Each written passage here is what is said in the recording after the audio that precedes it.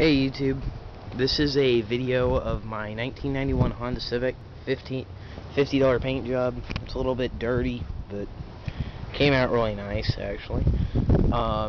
It's done with a navy blue with a Krylon white. I don't suggest using Krylon because there's no orange peel, but there is a lot of problems with dust and everything else that it obviously puts down. But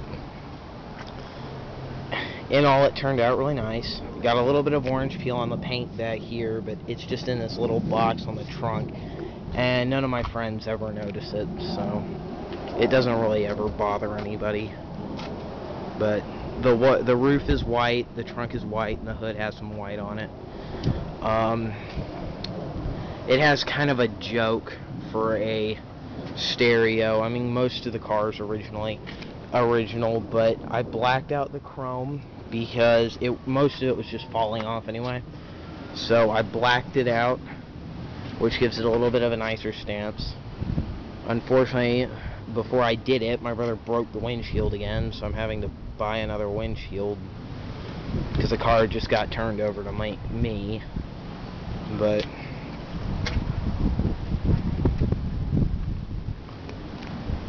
I mean, this paint goes on real nice. The blue only has one coat, unfortunately, at the moment.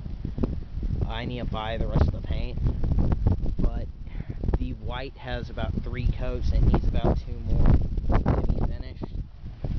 But what a lot of people do for the masking is they lay newspaper all over the windshield and stuff like that, and the windows. What I found best is to actually take the very thin, just normal everyday tape, not scotch but masking tape, and run that along all the creases and stuff like that, and then use the yellow masking tape, which makes the car turn out a lot better.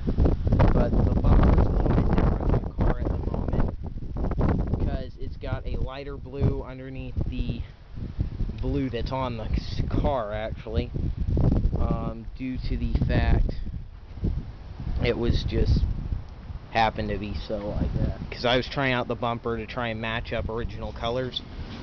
Obviously the interior is pretty much all the same. Got a little bit of a subwoofer in it, a decent stereo.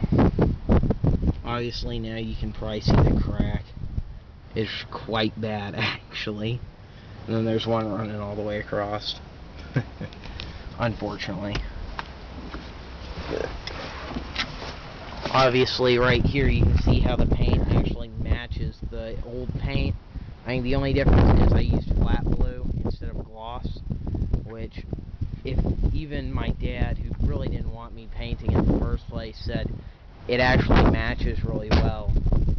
And right up on the fender here, I don't know if my camera it's getting it. There's some dips in it because my brother's friends thought it'd be funny to try and pick the car up. And they also rippled this whole back quarter is completely rippled. But the paint actually hides it really well. Actually, very well. Another thing that, do not fill it with gas until the paint has completely set. I'm going to have to mask all this up and repaint it back here. This entire back quarter's a little messed up. But if you're thinking about doing it without wet sanding, that is actually an okay idea. With this car, I wet sanded the back bumper. Haven't done the front bumper yet, but I did where the white is, and the blue said it didn't need it. So I'm trying the blue without it, but if the paint goes to hell, I'll wet sand it and redo it. But as far as what people say when they do wet sanding, really, it doesn't change too much of the look. But I do suggest going with a flat base color, because it does give you that beautiful, good car look from the side without all the hassle of having to spray gloss. Because gloss is a lot harder, and the people that you see their video cameras generally just aren't good enough to pick up all the flaws. This car has some flaws. The hood has a little area where it's a little too light, unfortunately. It has some overspray onto the white, but nobody really notices it. I do because I painted it, but there's some dents in the car and everything, but the blue actually kind of hides it a little bit. But I definitely would suggest a flat color, and if you're gonna do a clear coat, just do flat clear.